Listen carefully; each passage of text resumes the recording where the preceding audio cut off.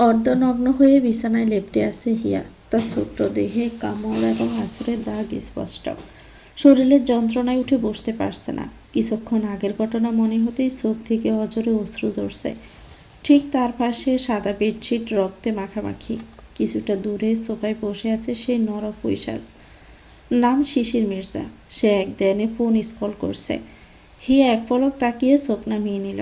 ঘৃণা হচ্ছে লোকটার প্রতি। কেন এমনটা করলো তার সাথে? কি দোষ তার? কিছুই জানে না মেয়েটি। হঠাৎ শিশির তার দিকে তাকালো। তারপর ফোনটা পকেটে গুজে নেয়। ধীরে ধীরে সে হিয়ার সামনে এসে তার দিকে ঝুঁকে ঠোঁটের কোণে বাঁকা হাসি টেনে ফিস করে বলল, এখন ম্যাডামের ঘুম ভাঙলো তাহলে? আমি তো ভেবেছিলাম হসপিটালে যেতে হবে মনে হয়। তা কেমন গুম হলো জানেমান? হিয়া ঘৃণা মিশ্রিত দৃষ্টিতে তাকালো। এতে শিশিরের কোনো ভ্রুক্ষেপ দেখা যাচ্ছে না। তার ঠোঁটে এখনো হাসি। সে হিয়ার থুতনিতে আলতোভাবে চুম্বন দিতেই হিয়া চেঁচিয়ে ওঠে, টাচ করবেন না আমাকে। ঘেন্না লাগে আপনার স্পর্শ। ঘেন্না। বাট জানেমান, আমি তো অলরেডি তোমার সারা অঙ্গে টাচ করে ফেলেছি। সে খুব দৃঢ় কণ্ঠে প্রতিদ্বন্দ্বিত করে। সঙ্গে সঙ্গে হিয়া শিশিরকে ধাক্কা দিয়ে সরিয়ে দিতে চায়, তবে চুল পরিমাণও সরাতে পারে না। সে এখনও একই দৃষ্টিতে তাকিয়ে আছে। হিয়ার আগে গজগজ করতে করতে উঠে দাঁড়ালো। ঘড়ির কাঁটা রাত তখন 9টা। আর বাসার কেউ জানে না সে এখন কোথায় আছে। তাকে শিশির তুলে নিয়ে এসেছিল ভার্সিটির ক্যাম্পাস থেকে। কিন্তু কেন তুলে নিয়ে আসলো তার কোনো কারণ সে জানে না। তার জানা মতে সে এমন কোনো খারাপ কাজ করেনি যে তার সাথে শিশির এমন জঘন্য কাজ করলো। সে নিজে নিজে কোনো রকম বেড থেকে নেমে যায়। 2 কদম এগিয়ে যেতেই নিজেকে সামলাতে পারে না। পড়ে যেতে যেতে কাঙ্ক্ষিত লোকটি 2 হাতে আগলে নেয়। হিয়া ভয়ে চোখ মুখ খিসে বন্ধ করে ফেলে। পরক্ষণেই শূন্যে বাসছে দেখে ফিটফিট করে তাকালো। শিশির কিছুটা ঝুঁকে পিসপিসিয়ে আওড়ালো, এইটুকু স্পর্শ সামলাতে পারিস না? তাহলে বাকি জীবন কিভাবে সামলাবি? একটু পুষ্টিকর খাবার খেয়ে নিজেকে স্ট্রং কর। এমন যন্ত্রণা রোজ রাতে সহ্য করতে হবে, আবার দিনেও হতে পারে। I don't know. শেষের কথাটা চোখ টিপে বলল। হিয়া কিছু বলতে গিয়েও পারে না। শরীর এতটাই ব্যথা যে কথা বলতে ইচ্ছে করে না। শিশির হিয়াকে কোলে নিয়ে ওয়াশরুমের দিকে হাঁটতে থাকে এবং পেছন ফিরে একজন মহিলা গার্ডকে উদ্দেশ্য করে আওড়ালো, হে লেডি, আমার জানেমানের জন্য খাবারের ব্যবস্থা করো। রাত এখনও অনেক বাকি। এইটুকু শক্তি নিয়ে আবার সামলাতে পারবে না। ফার্স্ট। শিশির হিয়াকে মেঝেতে নামিয়ে দেওয়ার সঙ্গে সঙ্গে সে আর 1 সেকেন্ডও অপেক্ষা করে না। দ্রুত ভেতর থেকে দরজাটা আটকে দেয়। দরজার শব্দটা যেন তার ভাঙা বুকের ভিতর প্রতিধ্বনিত হতে থাকে। এরপর আর কোনো শক্তি থাকে না তার। শরীরটা দেওয়ালে হেলিয়ে ধীরে ধীরে নিচে নেমে আসে। ওয়াশরুমের ঠান্ডা ফ্লোরে বসে পড়ে। ঝর্ণার মতো চোখের পানি গড়িয়ে পড়ে। সে আর কান্না চেপে রাখতে পারে না। হাউমাউ করেই কাঁদতে থাকে। বুকের ভেতরটা এমনভাবে ব্যথা করছে, মনে হচ্ছে যেন কেউ ভেতর থেকে ধারালো কিছু দিয়ে আঘাত করছে বারংবার। শরীরের যন্ত্রণা তার কাছে কিছুই না। এই বুকের ব্যথাই সবচেয়ে অসহ্য। মনে হয় এই কষ্টের বুঝি শেষ কখনোই নেই। কেন এমন হয়? কেন অবাগা মেয়েদের জীবনেই এত দুঃখ এসে জমে? এই প্রশ্নগুলো বারবার তার মাথার ভিতর ঘুরতে থাকে, কিন্তু কোনো উত্তর নেই। হিয়ার জীবনটা শুরু হয়েছিল শোক দিয়েই। যেদিন সে পৃথিবীতে আসে সেদিনই এক ভয়াবহ দুর্ঘটনায় তার বাবা মারা যান। জন্মের দিনই বাবার ছায়া হারায় সে। কোনোদিন বাবার কোলে মাথা রেখেও ঘুমানো হয়নি। কোনোদিন বাবা বলে ডাকাও হয়নি। ছোট্ট বয়স থেকে সে বুঝে গেছে তার জীবনটা অন্যদের মতো স্বাভাবিক না। তারপর 10 বছর বয়সে আরেকটা ধাক্কা। একদিন হঠাৎ করে তার মা চলে যায়, চিরতরে। সবাই বলেছে তার মা আত্মহত্যা করেছে। কিন্তু কেন? কি এমন কষ্ট ছিল? কি এমন অন্ধকার ছিল যার জন্য তার মা নিজের মেয়েটাকে একা করে রেখে চলে গেল? এই প্রশ্নের উত্তর আজও জানে না হিয়া। কেউ কোনোদিন তাকে সত্যিটা বলেনি। কেউ বোঝানোর চেষ্টাও করেনি। বাবার মৃত্যুর পর থেকে সে মামা বাড়িতে থাকে। শিশির তার মামাতো ভাই। এই মানুষটা তাকে সবচেয়ে বেশি ঘৃণা করত। তাকে 2 চোখে সহ্য করতে পারত না। কিন্তু কেন এমনটা করতো জানা নেই তার। এমনকি কেন তার সাথে আজ এমন নোংরা কাজ করলো সেটাও মেয়েটি জানে না। বাবার মৃত্যুর পর থেকে বাড়িটাই ছিল তার আশ্রয়। কিন্তু মায়ের মৃত্যুর পর যেন সব কিছু বদলে গেছে। পরিচিত মানুষগুলো অচেনা হয়ে ওঠে। বাড়িটা আর আগের মতো নিরাপদ লাগে না। তার মামির চোখে সে ছিল এক অভিশাপ। কথায় কথায় তাকে শুনতে হতো সে নাকি অপায়া। অপায়া বলার আরেকটি কারণ আছে। সে যখন অনেক ছোট তখন খেলার সময় তার মামাতো বোনকে কেউ একজন সিঁড়ি থেকে ফেলে দেয়। কে ফেলে দিয়েছিল কিছুই বুঝতে পারেনি হিয়া। তারপর গুরুতর আঘাতে সে নিষ্পাপ বাচ্চা মেয়ে তাদের ছেড়ে চিরতরে চলে যায়। আর সেই দোষ হিয়ার হয়। সে আজও কাউকে বোঝাতে পারেনি সে নির্দোষ ছিল। এমনকি তার জন্যই নাকি তার মা আত্মহত্যা করেছে। এই কথাগুলো হিয়ার মনে বিষের মতো ঢুকে গেছে। সে জানে না সত্যটা কি, শুধু জানে এই পৃথিবীতে তাকে দোষী বানানো খুব সহজ। কেউ বোঝে না একজন মেয়ের পক্ষে এসব কথা বয়ে নিয়ে বেঁচে থাকাটা কত কঠিন। ওয়াশরুমের ফ্লোরে বসে হিয়া দুহাতে নিজের বুক চেপে ধরে। কান্নার শব্দ যেন গলা বেয়ে বেরোতে গিয়েও আটকে যায়। আজ সে শুধু কাঁদছে না, আজ সে নিজের ভাগ্যকেই প্রশ্ন করছে। যে বয়সে একজন মেয়ের ভালোবাসা, নিরাপত্তার, আশ্রয়ের দরকার, সেই বয়সেই তাকে শিখে নিতে হয়েছে একা থাকা। আজ তার কষ্ট শুধু শরীরের নয়, আজ তার পুরো অস্তিত্বটাই ব্যথায় ভেঙে পড়েছে। প্রায় ঘণ্টাখানেক পর হিয়া ধীরে ধীরে বাহিরে বের হয়ে আসে। চোখ দুটো এতটাই ফুলে গেছে যে ঠিকমতো খুলে রাখতেই কষ্ট হচ্ছে। কান্নায় মুখটা টাইটুম্বুর হয়ে আছে। সে নিঃশব্দে রুমের দরজা খুলে ভিতরে ঢুকে চারপাশে একবার তাকিয়ে বুঝে নেয় শিশির রুমে নেই। এই মুহূর্তে সেটাই তার জন্য সবচেয়ে বড় স্বস্তির। হিয়া গুটি গুটি পায়ে বিছানার দিকে এগিয়ে যায়। প্রতিটা পা ফেলতেই মনে হচ্ছে শরীরটা আর বহন করতে পারছে না। শরীরটা ব্যথায় জর্জরিত, কিন্তু আজ তার থেকেও বেশি ক্ষত বিক্ষত তার মন। বুকের ভেতরটা মোচড় দিয়ে ওঠে। ভাগ্য এতটা নিষ্ঠুর কেন? এতটুকু প্রশ্নই তার মাথার ভিতর ঘুরপাক খেতে থাকে। সে কি একটু সুখের যোগ্য ছিল না? নিজের বলতে যে সামান্য সম্মানটুকু ছিল, সেটাও নির্মমভাবে ছিনিয়ে নিল জঘন্য লোকটা। চোখের কোণে আবারও অশ্রু জমে ওঠে। এই পৃথিবীতে বেঁচে থাকার আর কোনো ইচ্ছে তার নেই। মুহূর্তের জন্য মন চায় এই স্বার্থপর নিষ্ঠুর দুনিয়াটা ছেড়ে বুকের ভিতর থেকে চিরতরে হারিয়ে যেতে, সব কিছু শেষ করে দিতে। কিন্তু না, সে এমনটা করবে না। যত কষ্টই হোক, যত অপমানই সইতে হোক, সে মুখ বুজে সহ্য করবে। কারণ তার একটা উত্তর জানা দরকার। সে জানতে চায় তার মা কেন আত্মহত্যা করেছিল। এর পিছনে কি সত্যিই হতাশা ছিল, নাকি লুকিয়ে আছে আরও কোনো ভয়ঙ্কর সত্য? এই প্রশ্নের উত্তর না পাওয়া পর্যন্ত সে ভাঙবে না। ঠিক তখনই দরজা ঠেলে একজন মধ্যবয়স্কী মহিলা ভিতরে ঢুকে পড়ে, হাতে খাবারের প্লেট। তিনি ধীরে ধীরে হিয়ার কাছে এগিয়ে এসে খাবারটা বাড়িয়ে দেন, কিন্তু হিয়া ফিরেও তাকায় না। মহিলাটি শান্ত কণ্ঠে বলে, ম্যাম প্লিজ একটু খাবার খেয়ে নিন, স্যার বলেছেন আপনাকে তাড়াতাড়ি খেতে। হিয়া অন্যদিকে মুখ ফিরিয়ে বসে থাকে, যেন ঘরের ভিতর কেউ নেই। মহিলাটি আরও দু একবার অনুরোধ করে, কিন্তু হিয়া একেবারে নিশ্চুপ। তারপর হিয়া বিরক্ত হয়ে যায়। হঠাৎ করে সে খাবারের প্লেটটা ছুঁড়ে ফেলে দেয় মেঝেতে। প্লেটের শব্দে ঘরের নীরবতা ভেঙে চুরমার হয়ে যায়। হিয়া কর্কশ কণ্ঠে চেঁচিয়ে ওঠে, চলে যান এখান থেকে। কি ভেবেছেন কি আপনারা? আপনার স্যার যা বলবে আর তাই হবে? No never. এটা আমার জীবন, আমি ঠিক করব কখন কি করব। এই রুম থেকে এখনই বের হয়ে যান। আর আপনার স্যারকে গিয়ে বলুন তার দেওয়া খাবার আমি মুখে তুলব না। মহিলাটি কোনো কথা না বলে মাথা নিচু করে বেরিয়ে যায়। কিছুক্ষণ পরে দরজার শব্দ আবার শোনা যায়। এবার খাবারের প্লেট হাতে নিজেই এসে দাঁড়ায় শিশির। হিয়া তার উপস্থিতি টের পায় ঠিকই, কিন্তু একবারও ফিরে তাকায় না। এই মুহূর্তে যদি পৃথিবীর সবচেয়ে পাপী মানুষটাকে তার সামনে দাঁড় করিয়ে জিজ্ঞেস করা হয় কে সবচেয়ে নিকৃষ্ট, তার উত্তর একটাই, শিশির মির্জা। এই লোকটা তার কাছে শুধু পাপী নয়, সে এক নিকৃষ্ট নেকড়ে, যে নিজের লালসার ক্ষমতার জোরে একটা ফুলের মতো নিষ্পাপ মেয়েকে কলঙ্কিত করতে একবারও ভাবেনি। এই লোকটার অস্তিত্বটাই এখন হিয়ার কাছে ঘৃণার প্রতিচ্ছবি। শিশির নিঃশব্দে হিয়ার পাশে এসে বসে। তার চোখে মুখে কোনো অনুশোচনা নেই, এক ফোঁটাও মানবিকতা। যেন এই মুহূর্তে হিয়ার যন্ত্রণাটা তার কাছে এক ধরনের অধিকার। সে কোনো কথা না বাড়িয়ে প্লেট থেকে এক লোকমা ভাত তুলে ধীরে ধীরে হিয়ার মুখের দিকে এগিয়ে দেয়। কিন্তু হিয়া সঙ্গে সঙ্গে মুখটা অন্যদিকে ফিরিয়ে নেয়। আমি খাবো না। শিশির আবারও চেষ্টা করে, আরেকবার, তারপর কয়েকবার। প্রতিবারই হিয়া মুখ ফিরিয়ে নেয়, যেন ওই খাবার, ওই লোকটার স্পর্শই তার কাছে বিষ। অবশেষে শিশির বিরক্ত হয়ে হিয়ার মুখ ধরে জোর করে নিজের দিকে ঘুরাতে যায়। ঠিক তখনই হিয়া তার হাত ঠেলে দিয়ে হঠাৎ চেঁচিয়ে ওঠে, কি পেয়েছেন কি আপনি? আপনি যা বলবেন তাই শুনবো নাকি আমি? খাবো না বললাম তো, তবুও জোর করছেন কেন?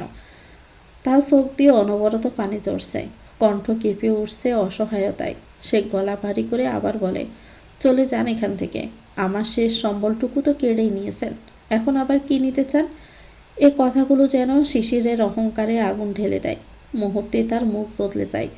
হঠাৎ করে শিশির গর্জন তুলে ওঠে এবং কোনো কথা না বলে হিয়ার গালে পরপর কয়েকটা থাপ্পড় বসিয়ে দেয়। থাপ্পড়ের শব্দে ঘরটা কেঁপে ওঠে। তুই শিশির মির্জার মুখের উপর কথা বলিস? এত টর্চার করার পরেও শরীরে তেজ কমেনি দেখছি। Just wait. এ কথা বলে সে হিয়ার চুলের মুঠি ধরে এক ঝটকায় টেনে নিয়ে যায়, মেঝেতে ছুঁড়ে ফেলে দেয় তাকে। হিয়া ব্যথায় চিৎকার করতেও পারে না। মাথাটা মেঝেতে আছড়ে পড়তে চোখের সামনে অন্ধকার নেমে আসে। শরীরটা নিথর হয়ে পড়ে, কিন্তু বুকের ভেতরটা তখনও ছটফট করছে ভয় আর ঘৃণায়। এই মুহূর্তে হিয়া বুঝে যায় এই লোকটার কাছে সে মানুষ নয়, সে শুধু একটা খেলনা, যাকে ভাঙা যায়, ছুঁড়ে ফেলা যায়, আবার ইচ্ছে মতো তুলে নেওয়া যায়। শিশির নিজের রাগ কন্ট্রোল করতে না পেরে কোমর থেকে বেল্ট খুলে একের পর এক হিয়ার শরীরে আঘাত করতে থাকে। হিয়া চিৎকার করছে, তবুও তাকে ছাড় দিচ্ছে না। অনেক আঘাত করার পর শিশির বেল্ট ফেলে দিয়ে হিয়ার থুতনি চেপে ধরে। চারোজের বাচ্চা, আজকের কথা যদি মনে থাকে তাহলে কোনো দিন আমার কথার অবাধ্য হবি না। তোর সাথে যখন যা ইচ্ছে আমি করব। আমার কথার অবাধ্য যদি হওয়ার চেষ্টা করিস তাহলে খুন করে ফেলব। এ কথা বলে শিশির গটগট করে রুম থেকে বেরিয়ে যায়। হিয়া সে মেঝেতে লুটিয়ে পড়ে থাকে। একটা পশুকে আঘাত করলেও যেখানে মানুষের বুক কেঁপে ওঠে, সেখানে একজন মানুষ আরেকজন মানুষকে এত আঘাত করার পরেও সে নির্বিকার রয়েছে। রাত প্রায় ৩টা। নিস্তব্ধ রুমের ঠান্ডা মেঝেতে এখনও লুটিয়ে আছে হিয়া। কতক্ষণ যে একঘন হয়ে পড়েছিল তার নিজেরই কোনো ধারণা নেই। হঠাৎই ধীরে ধীরে তার জ্ঞান ফিরে। চোখ মিলতে সব কিছু ঝাপসা লাগে। মাথার ভিতর কেমন শোষো করে ওঠে। শরীর জুড়ে তীব্র যন্ত্রণা। মনে হয় প্রতিটি অঙ্গ আলাদা আলাদা করে ব্যথা করছে। কষ্ট সহ্য করেই সে ধীরে ধীরে উঠে বসে। কাপা চোখে পুরো রুমটা একবার বুলিয়ে নেয় হিয়া। কোথাও শিশিরকে দেখা যাচ্ছে না। বুকের ভিতরটা হঠাৎ করেই শূন্য হয়ে আসে। ঠিক তখনই তার দৃষ্টি গিয়ে আটকে যায় বিছানার দিকে। চোখ জোড়া স্থির হয়ে যায়। শিশির নিশ্চিন্তে ঘুমিয়ে আছে, গভীর ঘুমে বিভোর, যেন চারপাশের কোনো ব্যস্ততার সঙ্গে তার কোনো সম্পর্ক নেই। সেই দৃশ্যের দিকে তাকিয়ে হিয়ার ঠোঁটের কোণে তাচ্ছিল্যের এক চিলতে হাসি ফুটে ওঠে। চোখ ভিজে আসে তার। পৃথিবীটা সত্যি বড়ই নিষ্ঠুর। এখানে সবাই নিজের কথা ভেবেই ব্যস্ত। বিপরীত পাশে থাকা মানুষটা কী অবস্থায় আছে সেটা ভাবার সময় কারণেই। হিয়া শরীরের শেষ শক্তিটুকু সঞ্চয় করে ধীরে ধীরে উঠে দাঁড়ালো।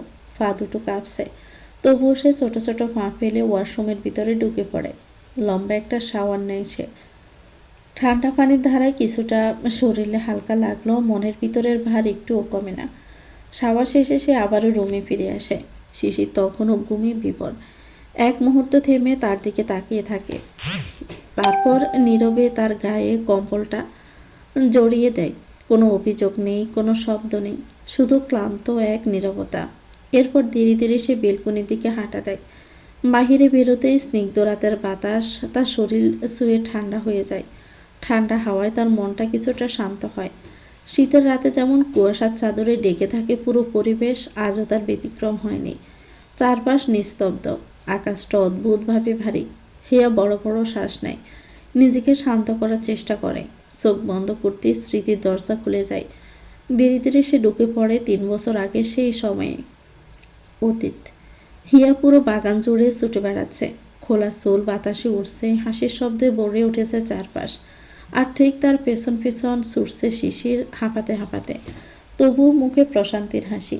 হিয়া কখনো গাছের আড়ালে লুকাচ্ছে, কখনো আবার দোলনার পাশ দিয়ে ঘুরে যাচ্ছে, যেন ইচ্ছে করে ধরা দিচ্ছে না। হঠাৎ এক মুহূর্তে শিশির ঝাঁপিয়ে পড়ে, আচমকা হিয়াকে ধরে ফেলে, নিজের বাহুতে বন্দি করে নেয়। হিয়া আর পালাতে পারে না। শিশিরের বুকে মুখ লুকিয়ে সে হেসে ফেলে। শিশির নিঃশ্বাস সামলে হালকা বিরক্তি সুরে বলে ওঠে, মিষ্টি, তুই কি আমাকে একদমই ঠিকঠাকভাবে বাঁচতে দিবি না? তোর জন্য আমাকে কতজনের কথা শুনতে হয় তুই জানিস? কখনো কারো গাছ থেকে ফল চুরি করিস, কখনো আবার ওর সঙ্গে ঝগড়া লাগিয়ে আসিস, আর কখনো তো শুনি কারো সংসারে আগুন জ্বালিয়ে দিয়ে এসেছিস। তোর জন্য কেউ শান্তিতে থাকতে পারছে না। আমিও তোর এসব কাণ্ডে একদম বিরক্ত। কথাগুলো শুনে হিয়া মুখ বেঁকিয়ে নেয়। চোখে জমে ওঠে অভিমান। গলার স্বর কাঁপিয়ে সে বলে, তোমার আম্মু তো আমার সব কাজেই বিরক্ত। তার কাছে আমি পৃথিবীর সবচেয়ে খারাপ মানুষ। আমি নাকি আমার বাবা মাকে, এমনকি তোমার বোনকেও মেরে ফেলেছি। আমার জন্য নাকি তোমাদের পুরো সংসারটাই ডুবে যাচ্ছে। শেষ কথাটা বলতে গিয়ে হিয়ার চোখের পানি ভিজে যায়, চোখ ভিজে যায়। সে মুখ ঘুরিয়ে নেয়। যেন শিশির তার চোখের পানি দেখতে না পায়। কিন্তু শিশির এক মুহূর্ত দেরি করে না, আচমকা হিয়াকে কোলে তুলে নেয় সে। হিয়া চমকে ওঠে, এই এই নামাও আমাকে। শিশির কোনো কথা না বলে ধীরে ধীরে বাগানের দোলনার দিকে এগিয়ে যায়। দোলনায় বসিয়ে দেয় হিয়াকে, এরপর নিজেও পাশে বসে পড়ে। কিছুক্ষণ নীরবতা। এরপর পকেট থেকে দুটো কিটক্যাট চকলেট বের করে হিয়ার হাতে গুঁজে দেয়। তারপর হালকা ঝুঁকে একেবারে পিস পিস করে শিশির বলে উঠল, মিষ্টি, মন খারাপ করিস না প্লিজ। তুই তো জানিস আম্মু তোর থেকেও বাচ্চামো করে, যে যা বলে তাই বিশ্বাস করে ফেলে। তুই এসব কথা গায়ে মাখবি না, আমার কাছে তুই যেমন সেটাই সত্য। হিয়া চকলেটের দিকে তাকায়, তারপর শিশিরের দিকে। গলায় এখনও অভিমানের রেশ। আমি কি মানুষ নাকি যে সবার কথায় মন খারাপ করব না? কথাটা বলে সে মুখ ঘুরিয়ে নেয় আবারও। শিশির তখন বুঝে যায় তার প্রেয়সী শুধু রাগ করেনি, ভীষণ কষ্ট পেয়েছে। সে অভিমান ভাঙাতে আজ তাকে অনেকটা সময় আর অনেকটা ভালোবাসাই খরচ করতে হবে। শিশির আরেকটু ঝুঁকে হিয়ার কপালে হালকা করে ঠোঁটের স্পর্শ এঁকে দেয়। সেই স্পর্শে যেন মুহূর্তের জন্য হিয়ার সমস্ত অভিমান থমকে যায়। শিশির মুচকি হেসে নরম গলায় বলে ওঠে, আমি মিষ্টি মানুষ নয়, সে আমার রানী। আর রানীর কখনো প্রজাদের কথায় কষ্ট পায় না, তাই তো? কথাটা শেষ হতে হুট করে হিয়া শিশিরের হাত চেপে ধরে শক্ত করে কামড় বসিয়ে দেয়। আচমকা ব্যথায় শিশির চিৎকার করে ওঠে, আহ মিষ্টি, এভাবে তুই আমাকে কামড় দিতে পারলি? জানিস কত কষ্ট হচ্ছে আমার? হিয়া মুখ শক্ত করে তাকিয়ে থাকে। চোখের কোণে জমে থাকা অভিমান এবার গলায় এসে ভর করে। চাপা কণ্ঠে সে বলল, তোমার আম্মু যখন আমাকে পচা পচা কথা বলে তখন আমারও খুব কষ্ট হয়, সেটা কি তুমি জানো না? এই কথার পর শিশির আর কোনো উত্তর দিতে পারে না। সে নিশ্চুপ হয়ে বসে থাকে। হিয়ার দিকে তাকিয়ে থাকা চোখে অসহায়ত্ব স্পষ্ট। সে বুঝতে পারছে মেয়েটার কষ্ট, তার বুকের ভিতরে জমে থাকা অভিমান। কিন্তু সেই কষ্ট কমানোর মতো ক্ষমতা তার নেই। কিছু বললে পরিস্থিতি আরও জটিল হয়ে উঠবে, এটাও সে জানে। দোলনাটা হালকা দুলতে থাকে, চারপাশে আবারও নীরবতা নেমে আসে। হঠাৎ সেই নীরবতা ভেঙে হিয়া নিচু গলায় বলে ওঠে, আচ্ছা শিশির ভাইয়া, তুমি যদি আমাকে একা রেখে ওই দূর দেশে চলে যাও তখন মামি আমাকে অনেক মারবে, তাই না? এক মুহূর্তে শিশিরের বুকটা চ্যাত করে ওঠে, নিঃশ্বাস আটকে আসে তার। সে অবাক অসহায় দৃষ্টিতে হিয়ার দিকে তাকিয়ে থাকে। এই প্রশ্নটার জন্য সে একেবারেই প্রস্তুত ছিল না। হিয়ার কণ্ঠে ভয়, অনিশ্চয়তা আর নিঃসঙ্গতার যে গভীর ছাপ তা শিশিরের বুকের ভিতর তীব্র এক ব্যথা হয়ে বিঁধে থাকে।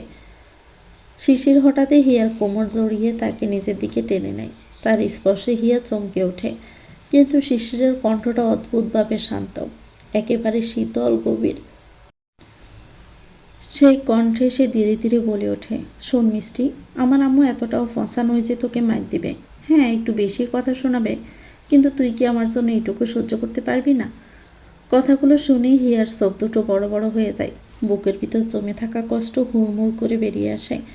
গলা ভারী হয়ে ওঠে তার। তুমি এইটুকু বলছো? 3টা বছর তোমার কাছে ছোট মনে হয়? আচ্ছা শিশির ভাইয়া, তুমি ওই দূর দেশে না গেলে কি হয় না? তোমাকে ছাড়া আমার খুব কষ্ট হবে। হিয়ার শেষ কথাটুকু যেন শিশিরের বুকে গিয়ে সজোরে আঘাত করে। সে একটু শক্ত করে হিয়াকে জড়িয়ে ধরে, কণ্ঠে চাপা ব্যথা, মিষ্টি, তোর কি মনে হয় আমার কি কষ্ট হবে না? তোর থেকেও 1000 গুণ বেশি কষ্ট হবে আমার। আমার একমাত্র প্রাণ ভোমরাকে আমি রেখে চলে যাচ্ছি, তাকে ছাড়া 3টা বছর একা একা থাকতে হবে। হিয়া চোখ তুলে তাকায় তার দিকে, সেই চোখে অনুরোধ আর অসহায়তার ছাপ। তাহলে থেকে যাও। শিশির নিঃশ্বাস ছাড়ে, কপালটা হিয়ার কপালে ঠেকিয়ে ধীরে স্বরে বলল, সম্ভব হলে তোকে রেখে কখনোই যেতাম না জান।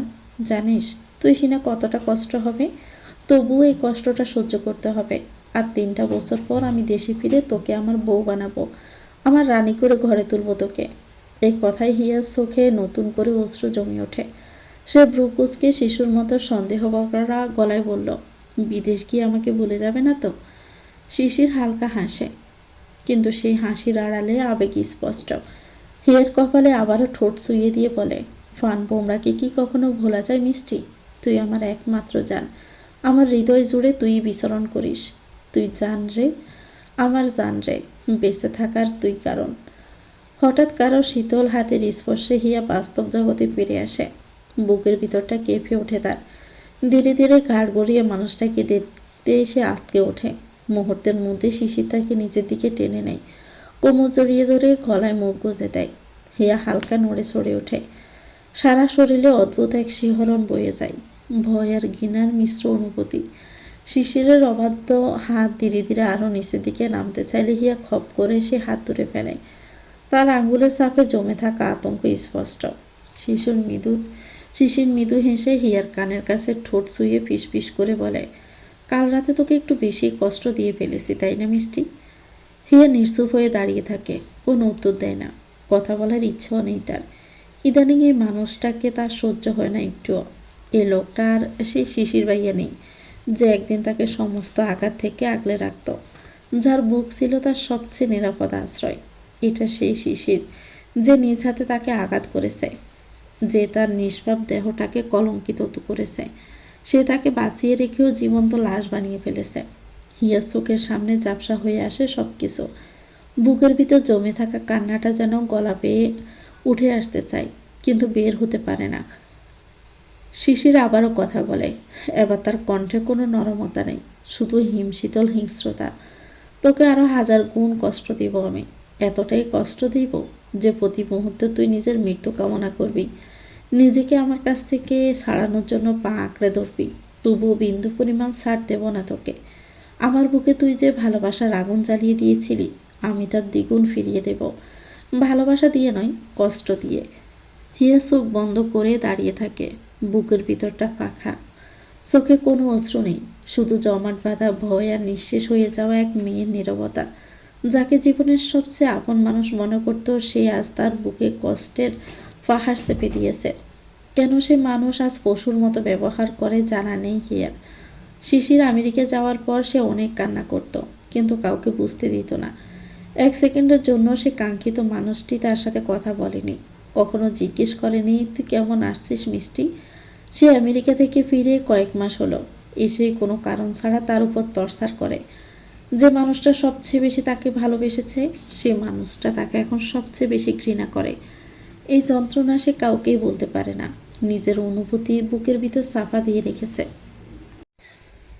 সূর্যের তীক্ষ্ণ আলোয় পুরো বেলকনিটা ঝলমল করে উঠেছে। শীতের সকালের নরম উজ্জ্বল রোদ চারপাশকে আলোকিত করে রেখেছে। সে আলোয় বেলকনির গ্রিল ঘেঁষে দাঁড়িয়ে আছে হিয়া। শীতের সকালে সূর্যের মিষ্টি রোদ তার ভীষণ প্রিয়। ছোটবেলা থেকেই প্রতিদিন ভোরে উঠে এভাবেই সূর্যোদয় দেখার অভ্যেস তার। দিনের শুরুটা সে আলো দিয়ে শুরু করতেই ভালোবাসে, যেন এই আলোই তার প্রতিদিন নতুন করে বাঁচার শক্তি দেয়। কিন্তু আজ সেই আলো তার মনটা হালকা করতে পারছে না। ভোরের আলো ফোটার সঙ্গে সঙ্গে বুকের ভিতর অজানা এক ভয় ঢুকে পড়ে। মনে পড়ে যায় বাসায় ফিরলে কি হবে, বাসায় পৌঁছে সবাইকে কি জবাব দিবে সে, কি বলবে তাদের প্রশ্নের উত্তরে। হিয়ার বুকটা কেঁপে ওঠে। নীরা হয়তো ইতিমধ্যেই সবাইকে বলে দিয়েছে হিয়া শিশিরের সঙ্গে আছে। তখন সবাই একসঙ্গে প্রশ্ন ছড়ে দিবে, রাতে একা একা শিশিরের সঙ্গে কেন ছিল। সে কি জবাব দিবে তখন, কিভাবে বোঝাবে নিজের অবস্থান। হিয়া জানে কেউ শিশিরকে দোষ দিবে না, কেউ প্রকাশ্যে অভিযোগও করবে না, কেউ তাকে কলঙ্ক বলবে না। কিন্তু সবাই প্রথমেই তাকে নিয়ে প্রশ্নে তুলবে, সে দোষী। তাকে নিয়েই সন্দেহ করবে, তাকেই কলঙ্কিত করবে। এই ভেবেই তার বুকের ভিতরটা কেঁপে ওঠে বারবার। আপন মানুষগুলো বড়ই নিষ্ঠুর। তারা জানে কোথায় আঘাত করলে মেয়েটি ভেঙে গুড়িয়ে যাবে, কিভাবে তাকে মৃত্যুর শেষ দুয়ারে নিয়ে যাওয়া যায়। হঠাৎ তার শরীরের উপর ঠান্ডা পানি ঢেলে দেওয়ার সঙ্গে সঙ্গে বাস্তব জগতে ফিরে আসে হিয়া। আসমকা সে দৌড় পড়িয়ে উঠে আসে। হৃদস্পন্দন বেড়ে যায়। চোখের সামনে শিশিরকে দেখা মাত্রই সে চমকে ওঠে। ভয়ে আর বিস্ময়ে তার গলা কেঁপে ওঠে। তোতলাতে তোতলাতে সে বলে, আপনি? শিশির রক্তিম দৃষ্টি ছুড়ে দিয়ে হেসে ওঠে। সে হাসিতে কোনো উষ্ণতা নেই, আছে শুধু বিদ্রূপ আর হিংস্রতা। গম্ভীর কণ্ঠে সে বলে, আমি থাকবো না তো কে থাকবে? আর মনে মনে কোন নাঙ্গের কথা ভাবছিলি? হিয়ার ভিতরে কিছু একটা হুড়মুড় করে ভেঙে পড়ে। সে বুঝতে পারে ইচ্ছে করে শিশির এমন করছে, শুধু তাকে কষ্ট দেওয়ার জন্য, অপমান করার জন্য। কিন্তু শিশির জানে না, এই হিয়া সেই ছোট্ট ভয় পাওয়া হিয়া নেই। সেই হিয়া অনেক আগেই বদলে গেছে। অসংখ্য আঘাত, অপমান আর নীরব কান্না তাকে শক্ত করে তুলেছে। এখন আর তাকে সহজে ভেঙে দেওয়া যায় না। এখন আর কেউ চাইলেই তার হৃদয়টাকে ক্ষত বিক্ষত করতে পারে না। হিয়া ঠোঁটের কোণে তাচ্ছিল্যের এক ফোঁটা হাসি টেনে নেই। কোনো কথা না বলে সে রুমের দিকে পা বাড়ায়। ঠিক তখনই পেছন থেকে শিশির হঠাৎই তার হাত চেপে ধরে। হাতটা এতটাই শক্ত যে মুহূর্তে তার পশ্চাৎ ত্বকে রক্ত জমাট বেঁধে ওঠে। হিয়া হাত ছাড়াতে চাইলে শিশির আরও জোরে মুচড়ে ধরে। ব্যথায় হিয়ার চোখ মুখ শক্ত হয়ে আসে, কিন্তু সে আর চিৎকার করে না। তারপর শিশির দাঁত খেঁচিয়ে বলে ওঠে, কি হলো, কথা বলছিস না কেন? মনে মনে কোন বাতারের কথা ভাবছিস? কে তোর এই অপবিত্র হৃদয় উকি দিচ্ছে বলতো? এবার হিয়া নিজেকে সংযত করতে পারে না। বুকের ভিতরে জমে থাকা সব ক্ষোভ, অপমান আর ঘৃণা একসঙ্গে বিস্ফোরিত হয়। সে আচমকাই শিশিরকে ধাক্কা দিয়ে সরিয়ে দেয়। চোখ বড় বড় করে অদ্ভুত কণ্ঠে দৃঢ়তা নিয়ে বলে ওঠে, যে থাকুক, তাতে আপনার কি? আর হৃদয় কখনো অপবিত্র হয় না। অপবিত্র হয় আপনার মতো কিছু নিকৃষ্ট মানুষের হাতের স্পর্শ। কথাগুলো বলে হিয়া সোজা হয়ে দাঁড়ায়। চোখে ভয় নেই, আছে এক তীব্র অবজ্ঞা। সেই মুহূর্তে সে আর কোনো ভাঙা মেয়ে নয়। সে দাঁড়িয়ে আছে নিজের সম্মানের পক্ষে, নিজের অস্তিত্বের পক্ষে। সঙ্গে সঙ্গে হিয়ার গালে সজোরে থাপ্পড় বসিয়ে দেয় শিশির। আকস্মিক আঘাতে হিয়ার ভারসাম্য রাখতে পারে না। সে মেঝেতে লুটিয়ে পড়ে, মাথার ভেতরটা ঘুরে ওঠে, কানে শোষো শব্দ করে। কিছু বোঝার আগেই শিশির ঝুঁকে পড়ে, তার থুতনি শক্ত করে চেপে ধরে। রক্তচক্ষু নিয়ে হুঙ্কার দিয়ে বলে ওঠে, তোর মতো বেশ্যারা কখনোই ভালোবাসার মর্যাদা বুঝবে না। ভালোবাসার স্পর্শ কাকে বলে সেটাও জানিস না। তোর আমার স্পর্শ ভালো লাগবে কেন? তোর তো আরও হাজার বাতারের স্পর্শই ভালো লাগবে, যে তোকে। বাকিটুকু শেষ করার আগে হিয়া আচমকা চিৎকার করে ওঠে, চুপ করুন শিশির ভাইয়া, আমার গায়ে আর কত কলঙ্ক লেপে দিবেন আপনি? তার কণ্ঠ কাঁপছে, কিন্তু চোখে এবার আর শুধু ভয় নয়, বরং অপমানের আগুন। শিশির ঠান্ডা ও নিষ্ঠুর স্বরে বলে উঠল, তোর মতো চরিত্রহীন বেশ্যা মেয়েদের গায়ে কলঙ্ক লিপি দিতে হয় না। তোরা জন্মগতভাবে বেশ্যা হয়ে জন্ম নিস।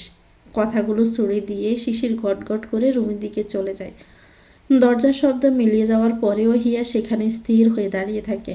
চারপাশ নিস্তব্ধ, কিন্তু তার বুকের ভিতরে জ্বর বইছে। একটা মানুষ তাকে কতটা ঘৃণা করতে পারলে এমন কথা বলতে পারে?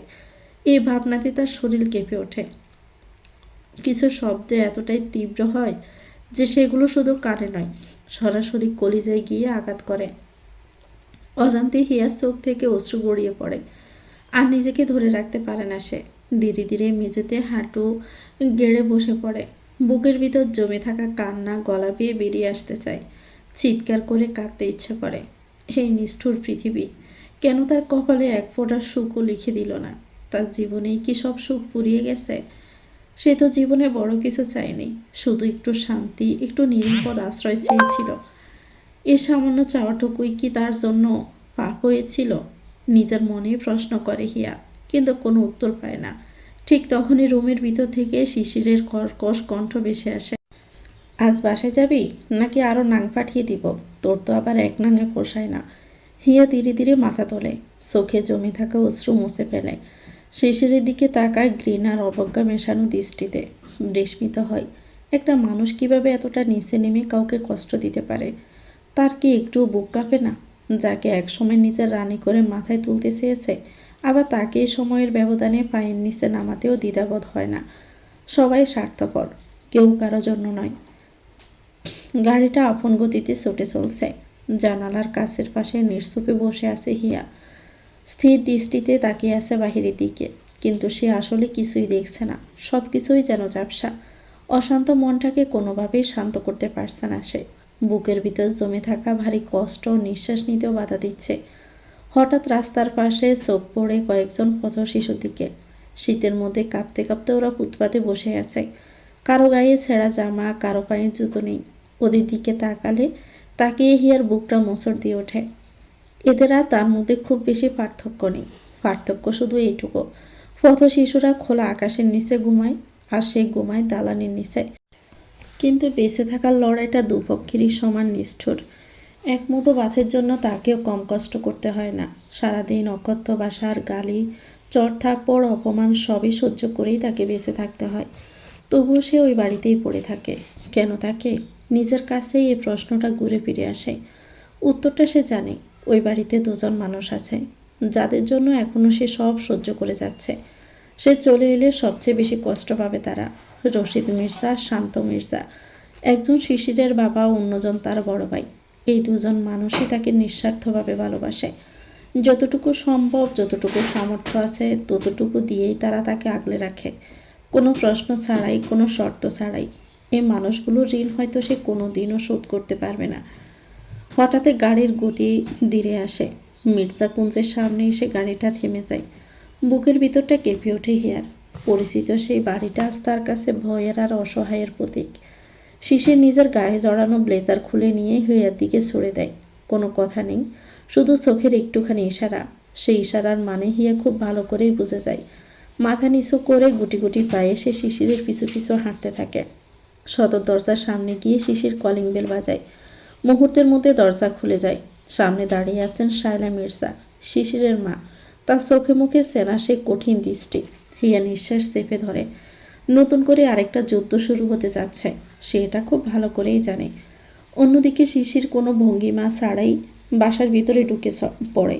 একবারও পেছনে ফিরে তাকায় না, যেন হিয়া নামের মানুষটা তার অস্তিত্বের তালিকাতেই নেই। হিয়া যখন ভিতরে ঢোকার জন্য এক পা এগিয়ে দেয়, ঠিক তখনই শক্ত হাতে তার পথ আটকে দাঁড়ায় শায়লা মির্জা। আচমকা বাধায় হিয়া থমকে যায়। মাথা নিচু করে নিঃশব্দে দাঁড়িয়ে থাকে সে। বুকের ভেতরটা অজানা আশঙ্কায় কেঁপে ওঠে, তবুও কিছুই বলে না। কয়েক সেকেন্ডের নীরবতার পর শায়লা মির্জা গম্ভীর কণ্ঠে বলে, ভিতরে আসা দুঃসাহস দেখাস না। আজ থেকে এ বাড়ির দরজা তোর জন্য চিরকালের মতো বন্ধ। কথাগুলো যেন হিয়ার কানে নয়, সরাসরি বুকে এসে আঘাত করে। সঙ্গে সঙ্গে মাথা তুলে তাকায় সে। বিশ্বাসই করতে পারে না এই কথাগুলো সত্যি তার জন্য বলা হয়েছে। বুকের ভিতর হঠাৎ করে তীব্র ব্যথা শুরু হয়। নিঃশ্বাস নিতে কষ্ট হতে থাকে। চোখের কোণে অজান্তেই অশ্রু জমে ওঠে। চলচল দৃষ্টিতে সে শায়লা মির্জার দিকে তাকিয়ে থাকে। কোনো প্রতিবাদ নেই, কোনো অনুরোধও নেই, শুধু একরাশ অসহায়তা। কিন্তু সেই দৃষ্টিও শায়লা মির্জার রাগ প্রমোশিত করতে পারে না, বরং ক্ষোভটা আরও উতলে ওঠে। তিনি নিজের রাগ আর সংযত করতে পারেন না। হঠাৎই হিয়ার গালে একের পর এক ঠাস ঠাস করে থাপ্পড় বসিয়ে দেন। হিয়া দিশেহারা হয়ে যায়। মাথা ঝিমঝিম করে ওঠে। চোখের সামনে অন্ধকার নেমে আসে। তবুও সে চিৎকার করে না, প্রতিরোধও করে না, শুধু দাঁড়িয়ে দাঁড়িয়ে সব সহ্য করে যায়। শায়লা মির্জার কর্কশ কণ্ঠ আরও ধারালো হয়ে ওঠে। নির্লজ্জ বেহায়া মেয়ে, বিয়ের আগে পরপুরুষের সঙ্গে রাত কাটিয়ে আসিস? লজ্জা করে না তোর? নিজের বাপ মাকে তো অনেক আগেই খেয়েছিস, এখন কি আমাকে আর আমার ছেলেকেও খেতে চাস? প্রতিটা শব্দ যেন বিষমাখা ছুরির মতো হিয়ার বুকের ভিতর গেঁথে যায়। সে শুধু ঠোঁট শক্ত করে চেপে ধরে রাখে। নিঃশব্দে চোখের অশ্রু জড়তে থাকে, এক ফোঁটা দু ফোঁটা করে অবিরাম। যেন এই অশ্রুই এখন তার একমাত্র ভাষা। রশিদ মির্জা কিছু বলতে উদ্যত হন, কিন্তু ঠিক সেই মুহূর্তে হিয়া ধীরে ধীরে মাথা নাড়ে। ইশারায় তাকে চুপ থাকতে বলে। তার চোখের দৃষ্টি স্পষ্ট। আর কিছু বলার নেই, কারণ শিশির তাকে যে নরক যন্ত্রণা দিয়েছে, যে অসম্ভব মানসিক নির্যাতনের ভেতর দিয়ে সে গেছে, তার কাছে এই মুহূর্তে অপমান এই কথাগুলো কিছুই না। ভিতরের ক্ষতগুলো চাইতে এতটাই গভীর যে বাহিরের আঘাত আর ব্যথা দেয় না। শায়লা মির্জা আবারও তীক্ষ্ণ স্বরে বলে ওঠেন, কি হলো? দাঁড়িয়ে আছিস কেন? বের হ তাড়াতাড়ি আমার বাসা থেকে। তোর অপায়া মুখ দেখতে ইচ্ছে করে না। তবুও সে নড়ে চড়ে তাকিয়ে থাকে, দাঁড়িয়ে থাকে। কোথায় যাবে সে? কার কাছে যাবে? প্রশ্নগুলো মাথার ভিতর ঘুরপাক খায়, কিন্তু কোনো উত্তর খুঁজে পায় না। ঠিক তখনই হঠাৎ সামনে এগিয়ে আসে লিমা মির্জা, শিশিরের ভাবি। তার চোখে মুখে অদ্ভুত এক নিষ্ঠুর তৃপ্তি। সে শায়লা মির্জার কথায় সায় দিয়ে বলে, মা, এ বজ্জাত মেয়ে এভাবে যাবে না। আপনি ওকে ঘাড় ধাক্কা দিয়ে বের করে দিন। দূরে দাঁড়িয়ে শিশির সব দেখছিল, নিঃশব্দে স্থির দৃষ্টিতে, কিন্তু তার ভিতরে আগ্নেয়গিরির মতো রাগ জমে উঠেছে। মুখ লাল হয়ে উঠেছে। দাঁত শক্ত করে চেপে সে নিজের রাগ নিয়ন্ত্রণ করার ব্যর্থ চেষ্টা করছে। হঠাৎ করে লিমা আরও এক ধাপ এগিয়ে আসে। কোনো সতর্কতা ছাড়াই সে হিয়ার গালে সপাটে থাপ্পড় বসিয়ে দেয়। শব্দটা ঘরের ভিতর প্রতিধ্বনিত হয়। হিয়া তাল সামলাতে না পেরে একটু দুলে ওঠে। লিমা মুখ বাঁকিয়ে ঘৃণাভরা স্বরে বলে, এই রাক্ষসী, এভাবে তাকিয়ে আছিস কেন? চরিত্রহীন মেয়ে। আচ্ছা, তোর কি একটুও লজ্জা করে না? এত বাজে কাজ করেও আমাদের দিকে তাকিয়ে আছিস? তোর তো মরে যাওয়া উচিত। প্রতিদিন কত শত মানুষের মৃত্যু হয়, তাদের মধ্যে কি তুই মরতে পারিস না? কথাগুলো বজ্রপাতের মতো শিশিরের কানে আঘাত করে। মুহূর্তে তার সমস্ত সংযম ভেঙে যায়। সে গর্জে ওঠে এবং দ্রুত লিমার দিকে এগিয়ে আসে, হাত উঁচু করে তোলে, তারপর আবার নামিয়ে নেয়। রাগে তার শরীর কাঁপছে। গম্ভীর হুমকিময় কণ্ঠে সে বলে ওঠে, আজ যদি তুমি আমার ভাইয়ের বউ না হয়ে অন্য কেউ হতে, তাহলে সত্যি সত্যি তোমাকে খুন করে ফেলতাম। শিশির দীর্ঘশ্বাস ছেড়ে আওলালো, লিসেন, তোমাকে কে রাইট দিয়েছে মিষ্টিকে চরিত্রহীন বলার? How dare you? লিমা হঠাৎই থমকে যায়, কণ্ঠ কেঁপে ওঠে। সে আমতা আমতা করে বলে, আমি তো সত্যিই বলেছি, এ মেয়ে চরিত্রহীন না হলে গোটা একটা রাত পরপুরুষের সঙ্গে কাটায় কেন? ভাবি, শিশিরের চিৎকারে পুরো মির্জা কুঞ্জ কেঁপে ওঠে। তার চোখে জ্বলছে, কণ্ঠে আগুন। সে আবারও গর্জন তুলে বলল, শি ইজ মাই ওয়াইফ। মিষ্টি পরপুরুষের সঙ্গে রাত কাটিয়ে আসেনি, ও আমার বউ। আর আমি শিশির মির্জা, ওকে নিজে বিয়ে করেছি। সো ওর দিকে আঙ্গুল তোলার আগে 1000 বার ভাববে। সঙ্গে সঙ্গে হিয়া শিশিরের দিকে তাকালো। চোখের সামনে যে দৃশ্যটা সে দেখেছে, সেটা বিশ্বাস করতে তার বুক কেঁপে ওঠে। শিশিরের মুখে রক্ত জমাট বেঁধে গেছে। অতিরিক্ত রাগে তার মুখখানা বরাবরের মতোই লাল হয়ে উঠেছে। মানুষটা বরাবরই এমন, যখন সীমা ছাড়িয়ে রেগে যায় তখনই আর কাউকে পরোয়া করে না। শিশিরের বলা কথাগুলো যেন বজ্রপাতের মতো সবার কানে পৌঁছালো। মুহূর্তেই পুরো ড্রয়িং রুম নিস্তব্ধ হয়ে যায়। কেউ কথা বলছে না, সবাই নিশ্চুপ হয়ে দাঁড়িয়ে আছে। সবাই যেন পাথর হয়ে গেছে। কিছুক্ষণ আগেও যে রুমে চিৎকার, অপমান আর ঘৃণার জ্বর বইছিল, এখন সেখানে শুধুই থমথমে নীরবতা। সবাই আহাম্মকের মতো তাকিয়ে আছে। কারো চোখে অবিশ্বাস, কারো চোখে ভয়, তো কারো চোখে রাগ। হঠাৎ নীরবতা ভেঙে লিমা চিৎকার করে ওঠে, শিশির, তুই এসব কি বলছিস? এই অপয়া নোংরা মেয়েকে তুই বিয়ে করেছিস? কথাটা শিশিরের কানে পৌঁছাতে তার ভিতরের আগুন আরও ধাউ ধাউ করে জ্বলে ওঠে। সে হুঙ্কার তোলে, জাস্ট শাট আপ ভাবি। সে আরও এক পা এগিয়ে দাঁত খিচিয়ে বলে উঠল, তুমি কাকে নোংরা বলছ? মিষ্টি আমার বউ, আমার অর্ধাঙ্গিনী, আমার একমাত্র বেগম। সো ওর উপরে কোনো নোংরা এলিগেশন দিবে না, নয়তো আমার থেকে খারাপ কেউ হবে না, মাইন্ড ইট। হিয়া অবাক হয়ে তাকিয়ে থাকে। তার মাথার ভিতর যেন জ্বর বয়ে যাচ্ছে। কি থেকে কি হয়ে গেল সে কিছুই বুঝতে পারছে না। এই মানুষটা কি সত্যি তার জন্য এমন দাঁড়িয়ে গেল?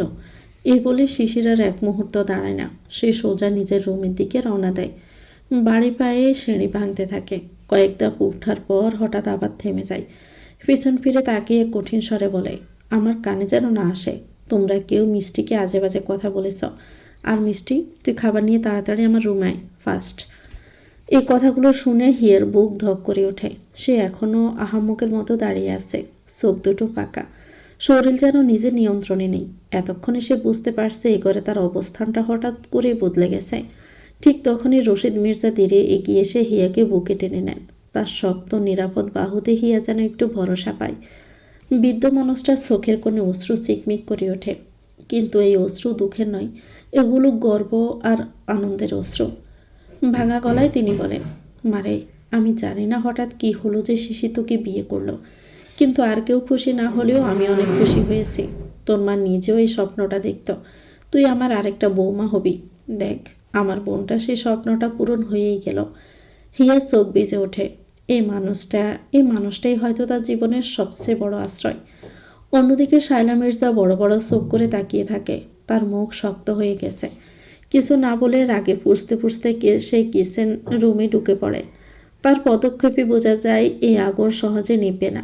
হিয়া অসহায়ের মতো চারদিকে তাকায়। সে কাউকে কষ্ট দিতে চায় না, তবুও সবাই কষ্ট পাচ্ছে। এ ভেবেই তার বুক ভারী হয়ে ওঠে। দূর থেকে খুব প্রখর দৃষ্টিতে তাকিয়ে আছে রকি আর নীরা। রকি লিমার ভাই। তার চোখে লোভ আর কুৎসিত আগ্রহ স্পষ্ট। তার নজর শুরু থেকেই শুধু হিয়ার দিকে। আর নীরা শিশিরের খালাতো বোন। সে নিজেই শিশিরের বউ হওয়ার স্বপ্ন দেখেছিল, আর সেই স্বপ্ন আজ ভেঙে চুরমার হয়ে গেছে শুধুমাত্র হিয়ার জন্য। কিন্তু নীরা অল্পতেই ছেড়ে দেওয়ার মানুষ নয়। রকি আর নীলার চোখে মুখে রাগের ঝিলিক স্পষ্ট। ঈর্ষা, ঘৃণার প্রতিশোধের আগুন নিঃশব্দে জ্বলতে থাকে। হিয়ার গোড় কাটতে সে ধীরে ধীরে রশিদ মির্জার দিকে তাকায়। চোখ দুটো ভিজে ওঠে। কাঁপা কাঁপা কণ্ঠে সে ডাকে, মামা। রশিদ মির্জা নরম স্বরে বলে ওঠেন, কিছু হয়েছে তোর মা? এখনো কাঁদছিস কেন? তোর তো কাদার দিন শেষ। তুই এখন মুক্ত পাখি। তুই শিশির মির্জার ওয়াইফ, আর এই রশিদ মির্জা ছোট্ট বৌমা। তোর চোখে আর কোনো অস্ত্র মানায় না। হিয়া মাথা নাড়তে নাড়তে চোখের পানি মুছে বলে, মামা, তুমি আমার কথা শোনো। তোমাদের শিশির ভাইয়া যা বলেছে তা ঠিক নয়। তোমরা ভুল বুঝতেছ। এই ভুলের জন্য মামনি আমার উপর এত রেগে আছে? আমি এক মাকে হারিয়ে নিঃস্ব হয়েছি মামা। আরেকটা ভুলের জন্য আরেকটা মাকে আমি হারাতে চাই না। আমি মামনিকে সব বলবো, সব সত্যি বলবো। এই কথাটা বলেই হিয়া ধীরে ধীরে কিচেন রুমের দিকে হাঁটে। তাকে দেখে শায়লা মির্জা মুখ ফিরিয়ে নেন এবং দ্রুত পা ফেলে সেখান থেকে বেরিয়ে যেতে থাকেন। হিয়া ফিসন ফিসন ডাকে, মামনি প্লিজ আমার কথা শোনো। শিশির ভাইয়া তোমাদের যা বলেছে তা। শায়লা মির্জা একবারও পিছন ফিরে তাকান না, মুখ শক্ত করে সামনে এগিয়ে যান। নিজের ছেলের এমন কাণ্ড তিনি কোনোভাবেই মানতে পারছেন না। মামনি আমার সাথে কথা বলো না। কিন্তু তিনি নিশ্চুপই থাকেন। হিয়া বারবার চেষ্টা করেও ব্যর্থ হয়। ও মামনি, একটু শোনো না। শিশির ভাইয়া একটু আগে যা বলল সব। হঠাৎ শায়লা মির্জা থেমে বিরক্ত কণ্ঠে বললেন, তোর কাছে আমি কি কিছু শুনতে চেয়েছি? চাইনি তো। তাহলে আমার পিছন পিছন আসছিস কেন? আমার ছেলেকে তো কেড়েই নিয়েছিস। এখন আর কি চাই তোর? মামনি, তোমাদের ভুল হচ্ছে। শায়লা মির্জার চোখে হঠাৎ রাগ জমে ওঠে। হ্যাঁ, ভুল হয়েছে। আমার সবচেয়ে বড় ভুল হয়েছে তোকে এত বছর লালন পালন করাটাই। সেদিনই তোকে অনাথ আশ্রমে দিয়ে আসতাম, তাহলে আর এই দিন আমাকে দেখতে হতো না। হিয়া কাঁপা কাঁপা কণ্ঠে বলল, প্লিজ মামনি, আমার কথাটা একবার শোনো।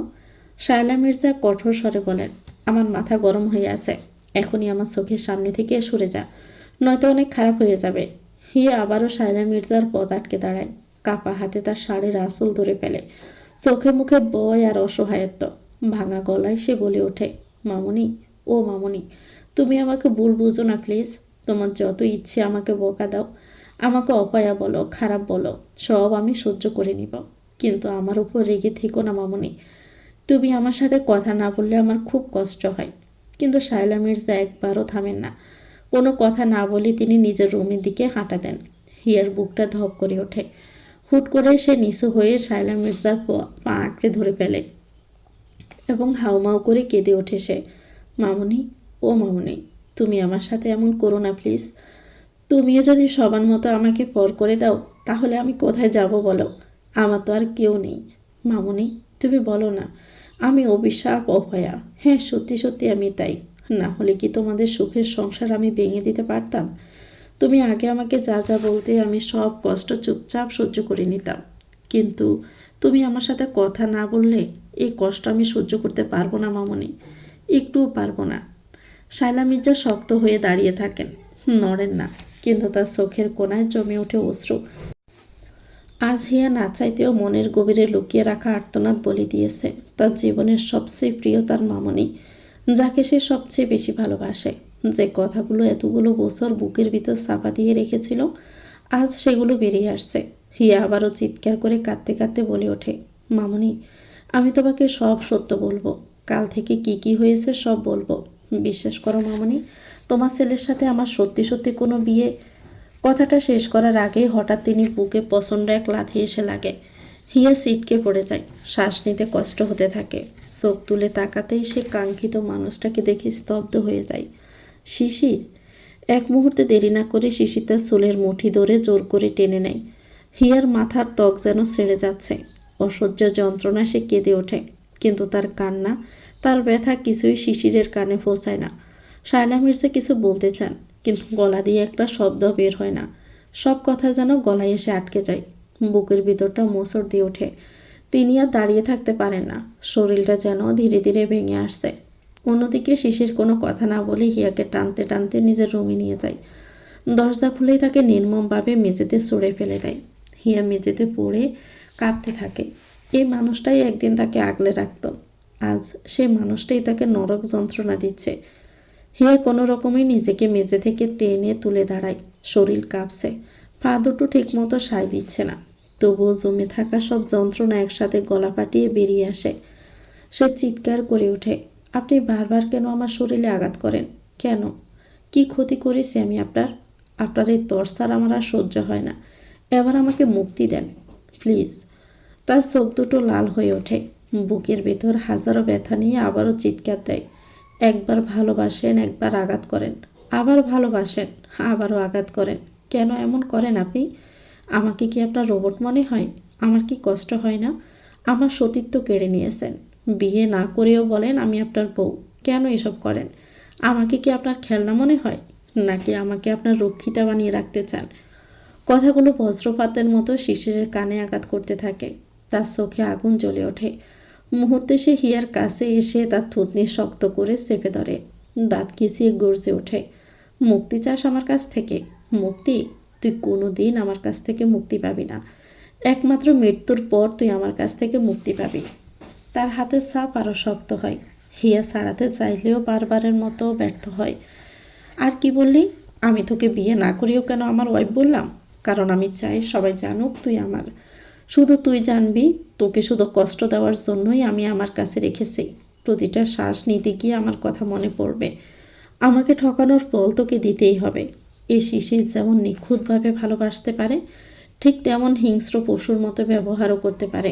আর হ্যাঁ, তুই ঠিকই বলেছিস, তুই আমার রক্ষিতা। পুরো দুনিয়া জানবে তুই শিশির মির্জার ওয়াইফ।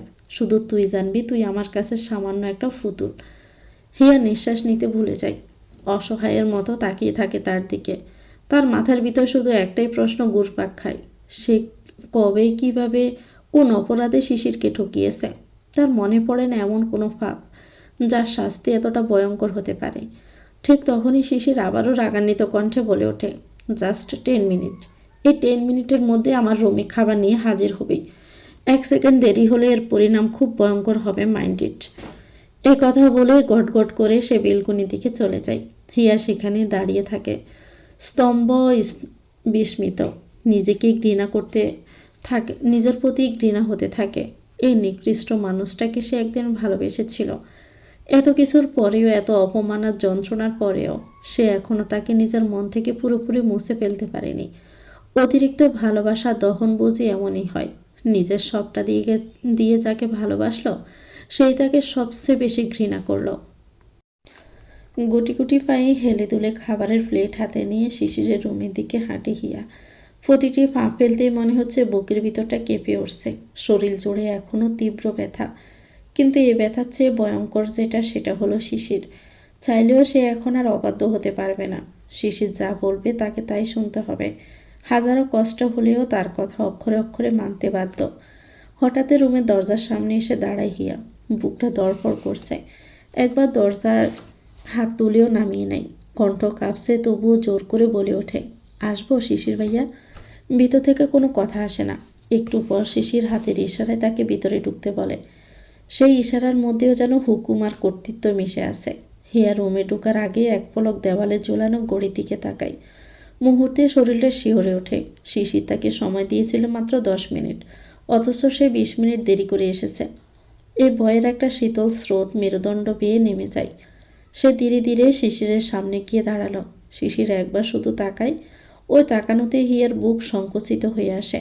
সে কিছু না বলে বিছানার দিকে ইশারা করে বসতে বলে।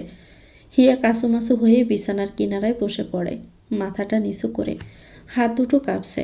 সে খুব ভালো করেই জানে আজ তার কপালে শনি আছে। দেরির শাস্তি যে কত ভয়ঙ্কর হতে পারে সে আগেই টের পেয়েছে। কিন্তু আজ যেন দৃশ্যটা একটু আলাদা।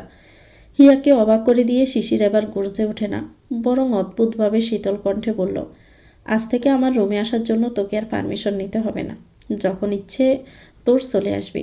ইভেন আজ থেকে এখানেই থাকবি। হিয়া বিস্ময়ে তাকিয়ে থাকে, কিছু বুঝে উঠতে পারে না। শিশির আবার বলে, কিছুক্ষণ পর গিয়ে তোর সব জিনিসপত্র আমার রুমে নিয়ে আসবি। আজ থেকে তোর সাথে তোর জিনিসপত্র এই রুমেই থাকবে। হিয়া নিঃশব্দে মাথা নেড়ে সম্মতি জানায়। তার ভিতরে ভয় আর অনিশ্চয়তা ঘুমড়ে ওঠে, কিন্তু মুখে কোনো শব্দ নেই। শিশির আবার চোখ শুরু করে জিজ্ঞেস করে, খাবার আনতে এত সময় লাগলো কেন? হিয়া আটকে ওঠে, কথা আটকে যায় গলায়। কষ্ট করে বলে, আসলে শিশির ভাইয়া, সব খাবার গরম করে আনতে গিয়ে দেরি হয়ে গেল। শিশির কড়া স্বরে বলল, নেক্সট টাইম যেন এমন না হয়। আচ্ছা শিশির ভাইয়া। শিশির ব্রুকুসকে তাকালো, কণ্ঠে তীব্র বিরক্তি। সো হোয়াট ভাইয়া? আমি তোর কোন কালের ভাই?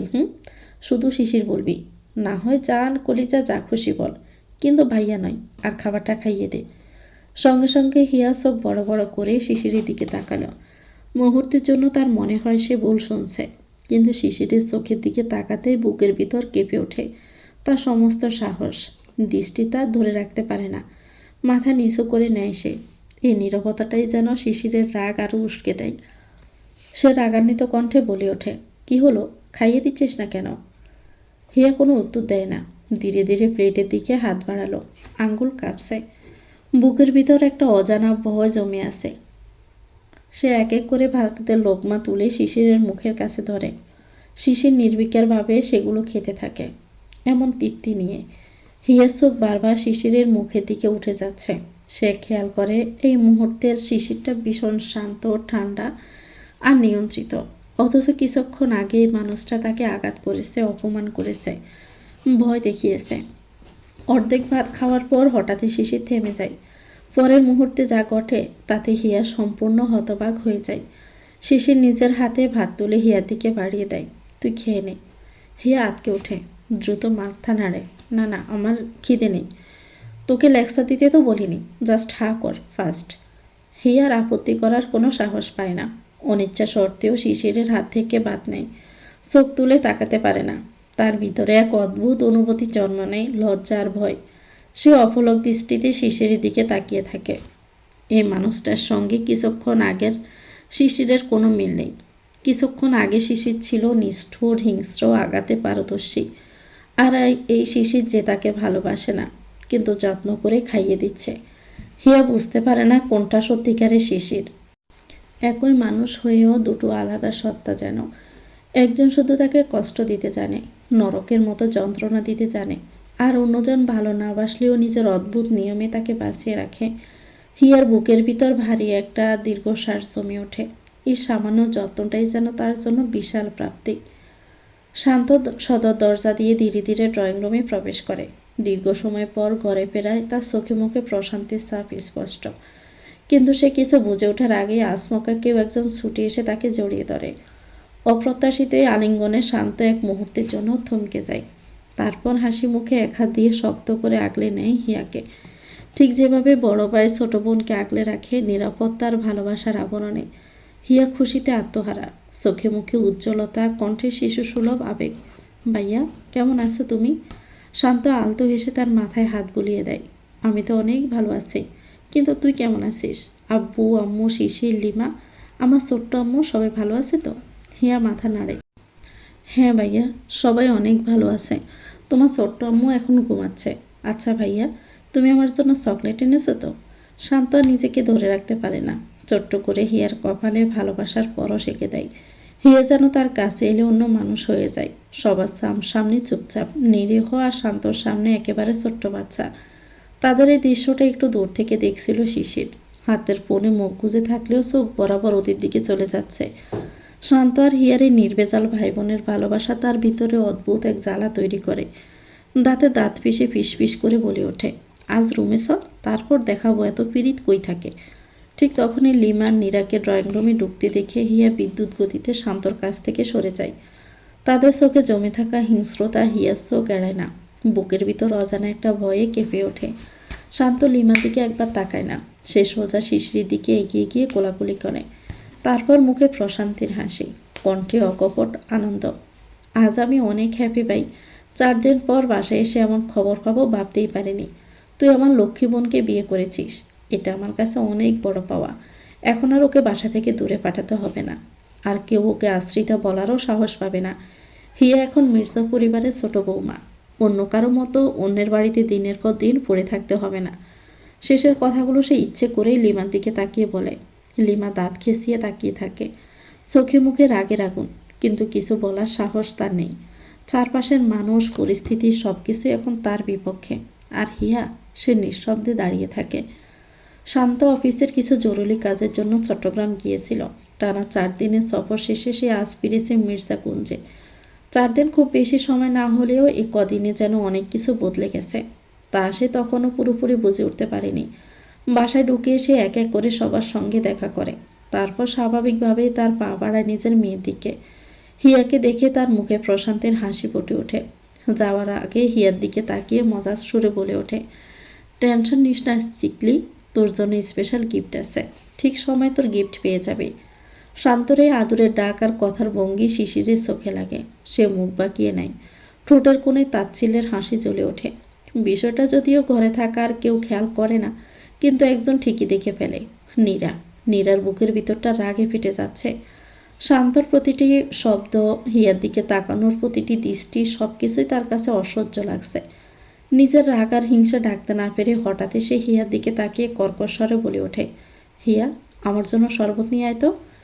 নীরার কথায় হিয়া এক মুহূর্তে থমকে যায়। শীতের রাত, বাতাসে কাঁপুনি, এই সময়ে শরবত? অবাক হয়ে সে নীরার দিকে তাকায়। কপাল কুঁচকে দৃঢ় স্বরে জিজ্ঞেস করল, এই শীতের মধ্যে তুমি শরবত খাবে আপু? নীরা সঙ্গে সঙ্গে চোখ রাঙিয়ে ওঠে। কণ্ঠে জমে থাকা বিরক্তি আর দম্ভ স্পষ্ট। তোকে বানিয়ে দিতে বলেছি, তাই দে। আমি খাবো কি খাবো না সেটা তো দেখার দরকার নাই। শিশির ধীরে হাতে থাকা ফোনটা পকেটের ভিতর গুজে নেয়। তার চোখের দৃষ্টি স্থির হয়ে যায় হিয়ার দিকে। মুহূর্তের মধ্যে সে নিঃশব্দে হিয়ার পেছনে এসে দাঁড়ায়। কোনো সতর্কতা না দিয়ে আসমকতার কোমর জড়িয়ে ধরে শিশির। হঠাৎ এমন স্পর্শে হিয়া আটকে ওঠে। শরীর কেঁপে যায় তার। সে কিছু বুঝে ওঠার আগে শিশির আরও শক্ত করে তার কোমর চেপে ধরে। হিয়া ব্যথার ভিতরে ভিতরে কুঁকড়ে যায়, কিন্তু ড্রয়িং রুমে উপস্থিত সবার সামনে সে কোনো শব্দ করতে পারে না। ঠোঁট কামড়ে সহ্য করে যায় সব কিছু। এই পুরো সময়টায় শিশিরের মুখে কোনো আবেগ নেই, বরং নির্লিপ্ত এক শীতল ভঙ্গিতে সে নীরার দিকে তাকিয়ে বলে ওঠে, মিষ্টি, শিশির মির্জার ওয়াইফ, এই বাড়ির কোনো কাজের লোক নই যে যখন তখন ওর উপর হুকুম চালাবি। তোর যা দরকার নিজে কর, আমার বউ তোর কোনো কাজ করবে না। নীরা হতভম্ব হয়ে যায়, চোখ বড় বড় করে তাকিয়ে বলে, শিশির তুমি? কথা শেষ করার আগে শিশির গর্জে ওঠে, জাস্ট শাট আপ নীরা, আমি তোর বাই লাগি, সো বাই বলেই ডাকবি। এই নামাকে আমাকে ডাকবার কোনো অধিকার তোর নেই। নীরা চোখে আগুন জ্বলে ওঠে। রাগ আর অপমানে ভরা স্বরে সে বলল, ভাই মানে? শিশির, তুমি জানো না আমি তোমাকে ভালোবাসি? এতদিন ধরে তোমার জন্যই তো আমি এখানে পড়ে আছি, আর তুমি বলছো ভাই ডাকতে? শিশিরের ঠোঁটের কোণে বিদ্রুপের এক ফোঁটা হাসি ফুটে ওঠে। সে ঠান্ডা গলায় উত্তর দেয়, সো হোয়াট? আমি তোকে কবে বলেছি যে আমি তোকে ভালোবাসি? আমি বিয়ে করেছি, আজ থেকেই শিশির মির্জা মেহেরিম হিয়ার নামে বাঁধা। আমার দৃষ্টি অন্য নারীর জন্য পাপ। নিজের নারী ছাড়া অন্য কারো দিকে তাকানোটাও আমার জন্য নিষিদ্ধ। এই কথাগুলো নীরার বুকে ছুরির মতো বিঁধে যায়। সে আর নিজেকে ধরে রাখতে পারে না, ক্ষোভে ফেটে পড়ে যায়। আমি মানি না এই বিয়ে, তুমি শুধু আমার। তোমার জন্যই আমি সব ছেড়ে এখানে রয়ে গেছি, আর তুমি বলছো তুমি আমার না? শিশিরের চোখে তখন কঠিন নিষ্ঠুরতা। নির্মম কণ্ঠে সে বলল, আই ডোন্ট কেয়ার। কে কি মানলো কে মানলো না এসবের ধার আমি ধারি না। শিশির নিজের ইচ্ছে মতো চলে, তোর মতো। কথাটা বলতে গিয়েও সে থেমে যায়। হঠাৎ তার চোখ পড়ে হিয়ার দিকে। মেয়েটা নিঃশব্দে দাঁড়িয়ে আছে, মুখ ফ্যাকাশে, চোখে জমে থাকা আতঙ্ক আর অবক্ত কষ্ট স্পর্শ। শিশির আর কিছু না বলে শুধু হিয়ার দিকে তাকিয়ে কঠোর স্বরে বলল, আমি যেন না দেখি তুই নীরার কোনো কাজ করে দিচ্ছিস। যদি জানতে পারি তোর খবর আছে। এই কথা বলে সে হিয়ার কোমর থেকে নিজের হাত সরিয়ে নেয়। কোনো দিকে আর না তাকিয়ে গটগট করে শত দরজার দিকে হেঁটে যায়। মুহূর্তের মধ্যে দরজা পেরিয়ে বাহিরে বেরিয়ে যায় শিশির। ড্রয়িং রুমে রয়ে যায় থমথমে নীরবতা। হিয়া তার যাওয়ার দিকে অবাক দৃষ্টিতে তাকিয়ে থাকে। শিশিরকে এতটা কোমল হতে সে দেখেনি। হঠাৎ কি হলো যে মানুষটা এমন বদলে গেল? হিয়া বারবার প্রশ্ন করেও নিজের মনে কোনো উত্তর খুঁজে পায় না। তারপর ভাবনা বাদ দিয়ে নিজের কাজে মনোযোগ দেয়। নীরার চোখে এখনও আগুন জ্বলছে। সে কিছু না বলেই সেখান থেকে চলে যায়। তো ভিউয়ার্স, গল্পটির নাম হচ্ছে তুই জান রে। এটা গল্পের প্রথম অংশ। পরবর্তী অংশ পেতে চ্যানেলটিকে সাবস্ক্রাইব করে আমাদের সাথে থাকবেন। ভিডিও ভালো লাগলে একটি লাইক দিয়ে দিবেন, কমেন্ট করে জানাবেন কেমন লেগেছে। আল্লাহ হাফিজ, আসসালামু আলাইকুম।